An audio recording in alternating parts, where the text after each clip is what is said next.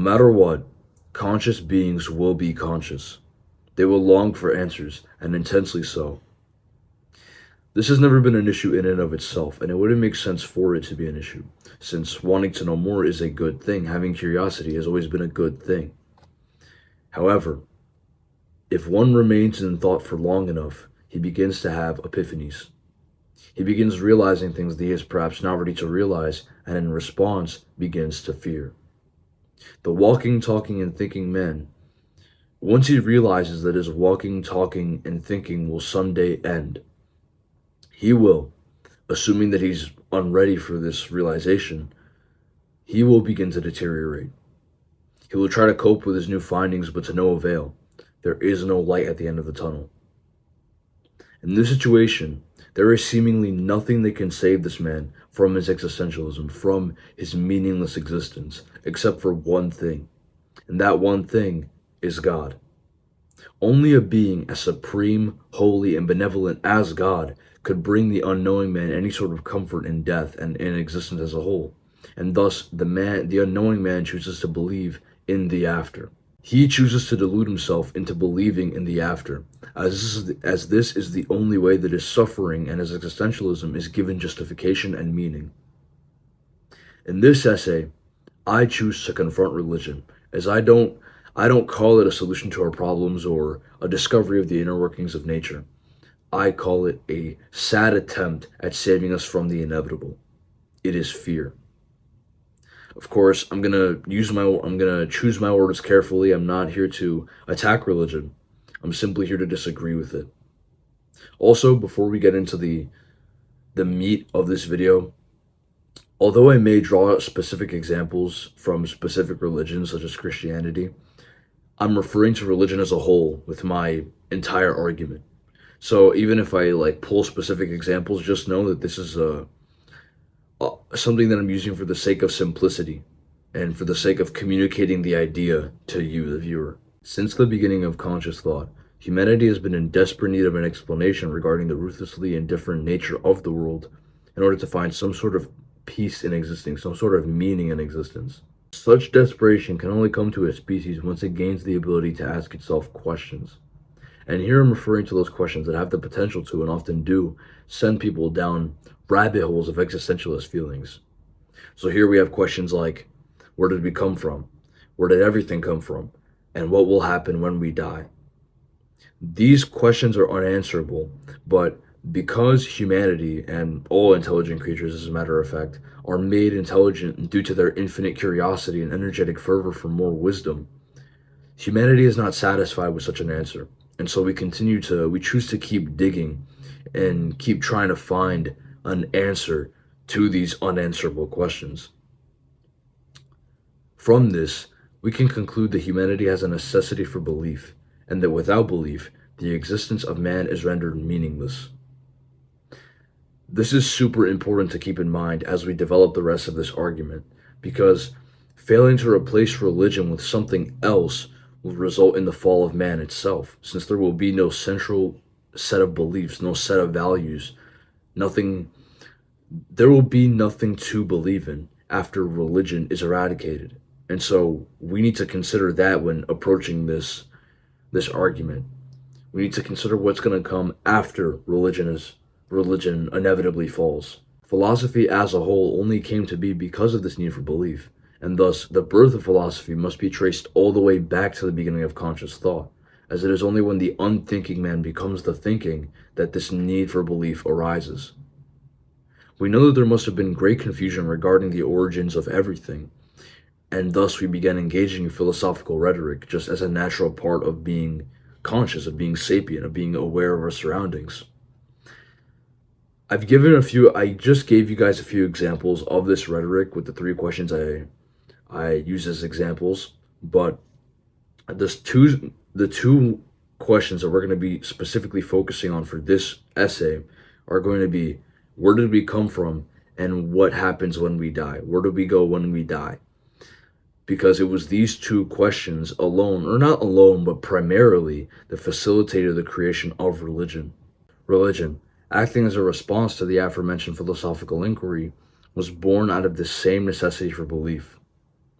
The first men who were unable to understand their world were in search of something greater than themselves, some proof that there was meaning to life, and religion was that proof. This claim is ironically most supported by the unrecorded portion of man's history. During these periods, despite there being no evidence backing the idea of a civilization, what was found was that religion was popular amongst the primitive men and women, that the Neanderthals had carved rock sculptures and cave paintings depicting religious worship. In fact, some historians even speculate that organized religion may have come before organized society. What could have led a species that was just arriving in its infancy to create the complex yet intriguing faculties of religion? The answer is simple. We were desperate. Humanity was desperate in their original attempt to answer their questions. Remember how I spoke about the unanswerable questions at the beginning? And so it makes sense why, upon retrospect, we see their theories as illogical.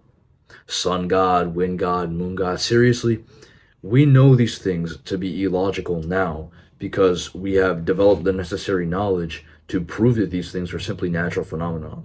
But we previously attributed them to something far more grandiose only due to our lack of knowledge combined with our need for belief.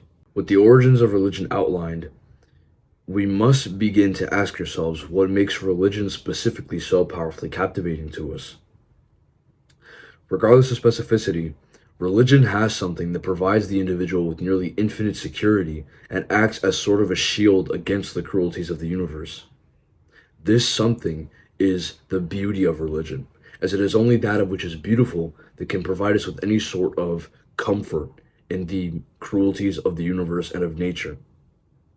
It's important to note that this beauty is not the Apollonian physical type that we're usually familiar with in most art, although religion does sometimes make use of that impulse. The beauty that I speak of here is primarily the Dionysian emotional type. Since beauty is a more subjective area, you ask two different people what they believe is beautiful, you'll get two different answers. It's hard to give it a strict definition, but we can describe beauty in two different ways: the general universal application of beauty and the specific unique application of beauty. For the former, we have any given thing that provides a sense of meaning and profoundness.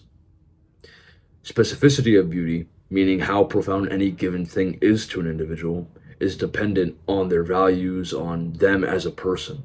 Beauty is a necessary force in providing humanity with a justification for living. Across all religions, beauty is the main captivating force that makes people gravitate towards it. The purity and innocence of God's words, the wholesomeness of feeling like a good person, and the general security of knowing the existence and conscience are preserved for eternity are all examples of the beauty found in religious doctrine. Even when referring to philosophy, it is the beauty of wisdom that makes us desire it. Despite the almost stereotypical beliefs regarding why we believe in religion, such as morality, the truth is that we only believe in our deities because we find the image of God beautiful, even if it actually isn't. The beauty found in the belief of an after serves as an escape from the crushing weight of reality, and thus through God we can finally let a sense of relief wash over us, knowing we're saved from the brutality of nature.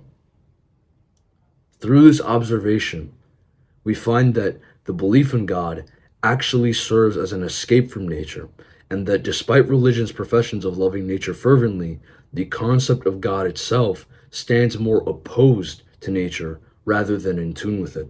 This is not done through any direct shunning of nature, of course, as would be seen through something like premarital intercourse, where they explicitly say within the religious texts, oh, if you have sex before marriage, you will go to hell, or something. You get my point.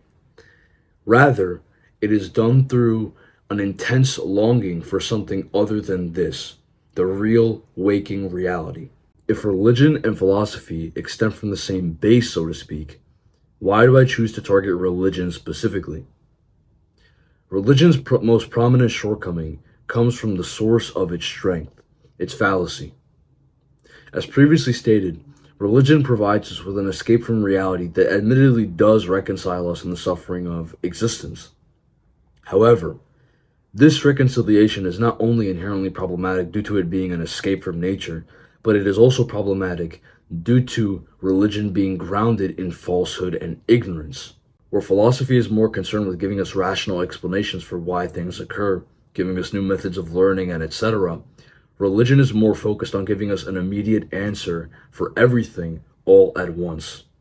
And this is why we see so many illogicalities present within most religious texts. Think Genesis from the Christian Bible, how it is stated that Adam and Eve are the first two humans God created, and therefore the first two humans to have sex and have a child. This raises the obvious problem of incest and the genetic malfunctions that would have been present within just a few generations if this were truly the way it occurred. There's also the issue of how Adam and Eve are depicted in essentially all modern works of art as modern humans with smaller jaws and weaker brows. This raises an obvious issue since we know that Neanderthals were our predecessors. And so we must either go back and take back our claims of Adam and Eve being the first humans, or at the very minimum, we must modify our original claims to adjust for new knowledge. But this proves to us that religion cannot satisfy our answers in a truthful way. And it shows us that religion is more dependent on the advancements of society and technology rather than the prophetic knowledge of these random guys. Societal progression is also held back by religion. Due to religion's insistence on the fact that it has it down, many of the greatest philosophical works have gotten overlooked and discarded because they're considered heretic woo-woo. Many of the greatest philosophical works that have changed humanity in a significant way, in a meaningful, positive way, they have been either independent of God or directly opposed to God.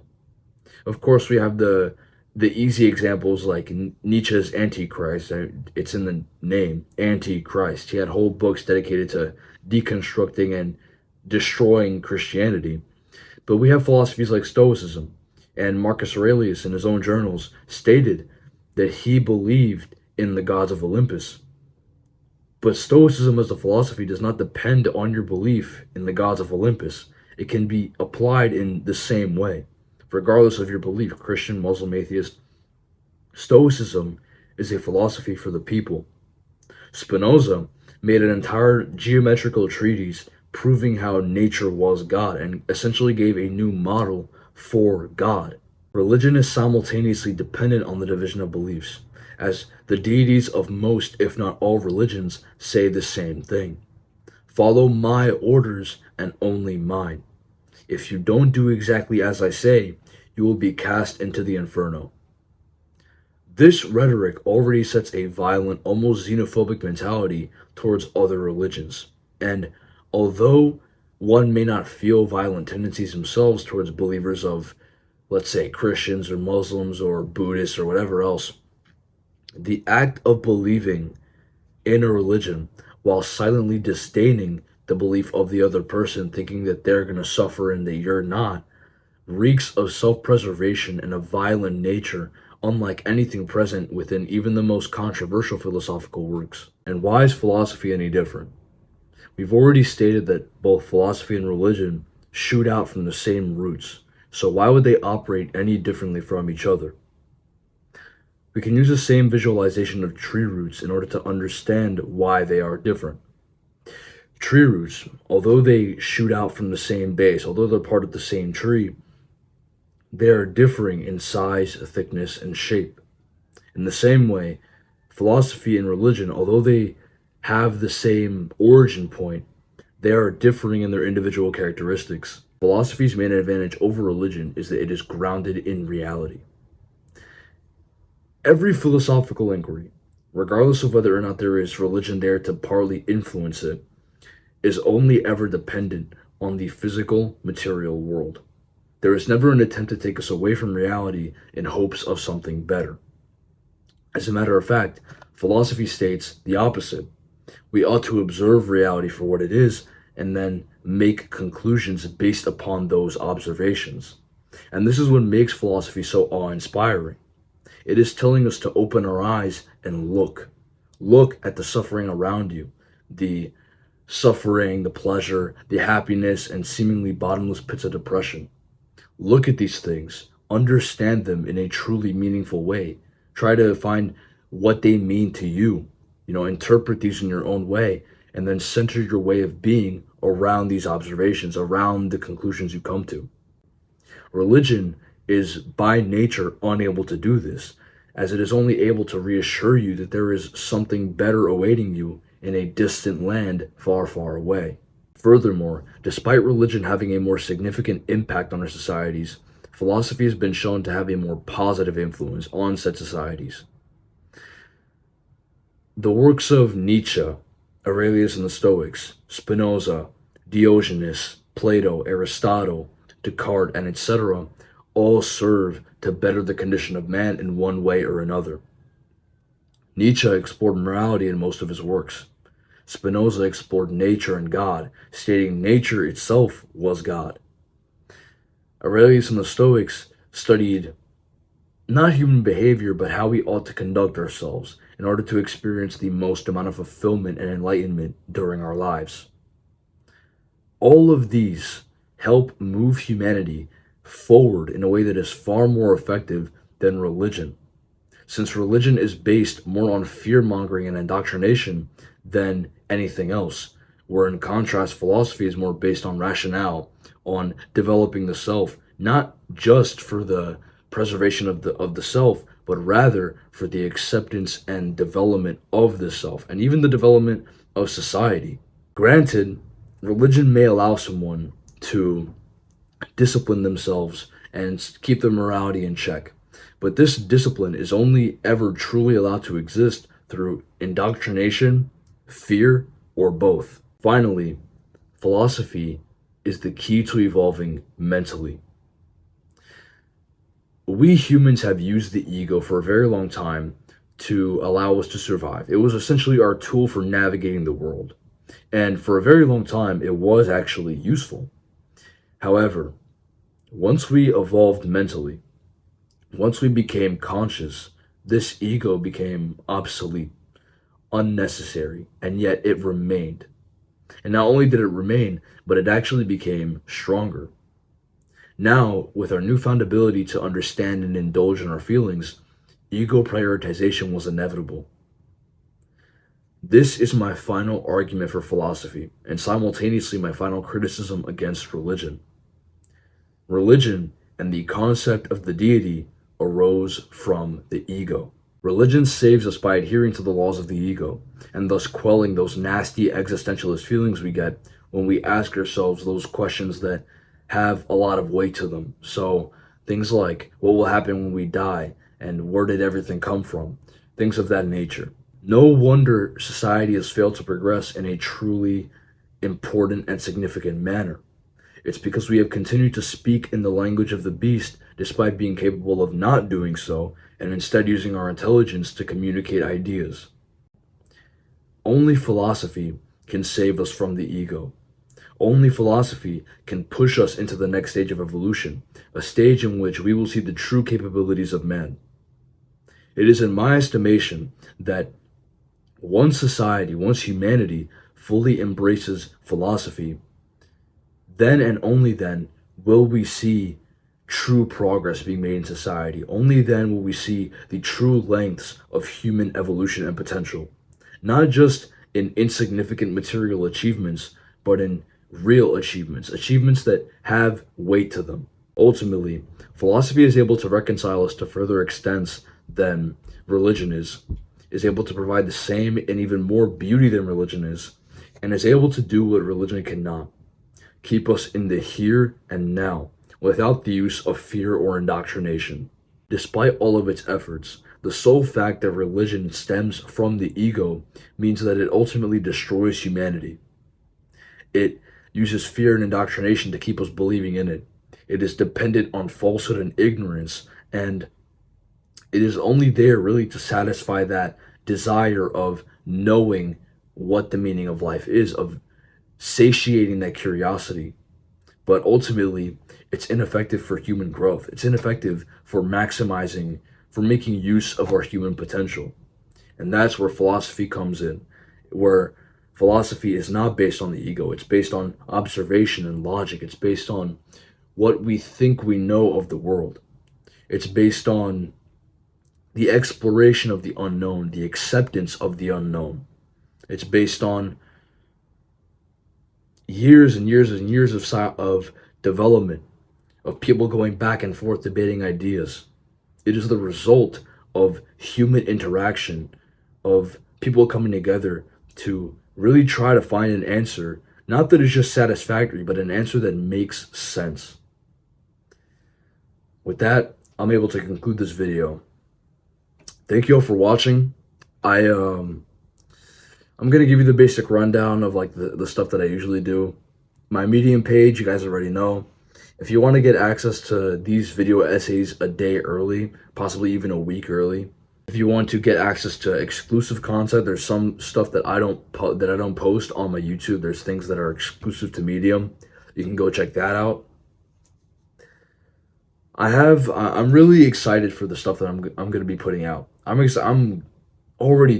already one of the things that I've been planning to put out, and honestly, I'm really proud of this video. I'm really proud of this script. I believe that I did a good job with it. Of course, give me your criticisms. Let me know what you think. Let me know if you think that what I'm saying is logical. If you think that what I'm saying is a bunch of heretic woo-woo. And yeah, that's all. So if you enjoyed, please interact, like, subscribe, comment, so I can grow my channel and get this info out to other people. And with that, that's all. Have a good night, guys.